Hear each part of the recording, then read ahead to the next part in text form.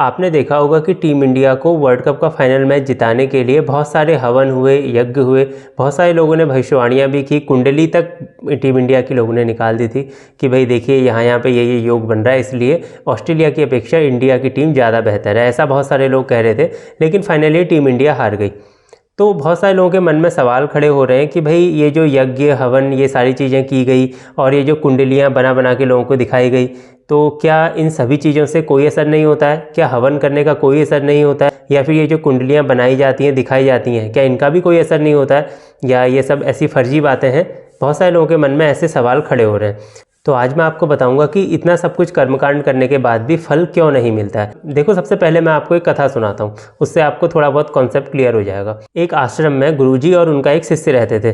अब शिष्य की पढ़ाई लिखाई पूरी हो गई तो शिष्य ने बोला कि गुरुजी, आपको मैं गुरु दक्षिणा देना चाहता हूँ, आप मांगिए अगर आपको कुछ मांगना है तो।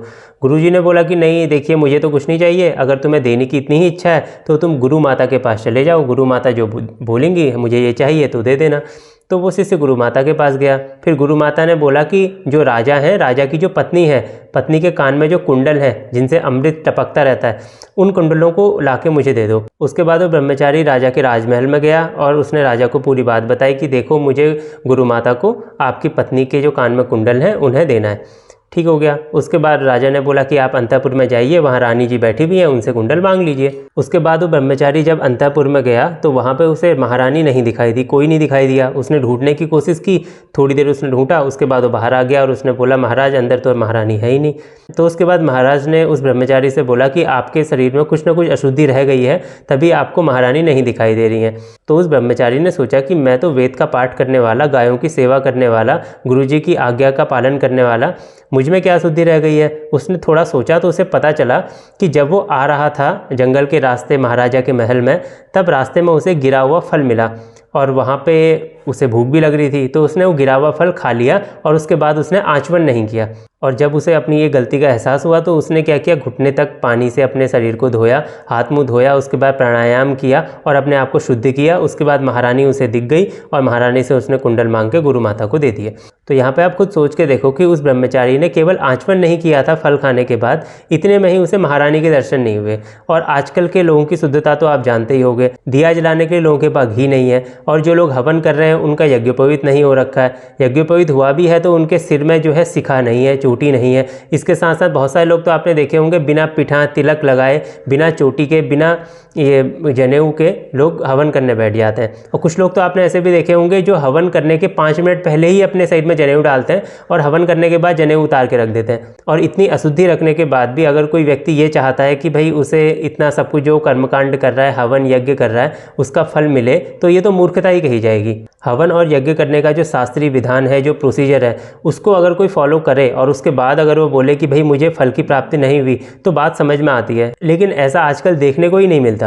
और इंडिया और ऑस्ट्रेलिया के मैच होने से पहले जो बहुत सारे लोग हवन यज्ञ कर रहे थे, वो 10-12 लोग बैठ के आग के वहाँ पे बस 5 मिनट हवन करके फ़ोटो खिंचा के बस एक दिखावा करने की कोशिश कर रहे हैं। और इन्हीं लोगों की वजह से हिंदू धर्म में बदनाम भी होता है। अगर आपको हवन करना ही है तो प्रॉपर प्रोसीजर के साथ करो।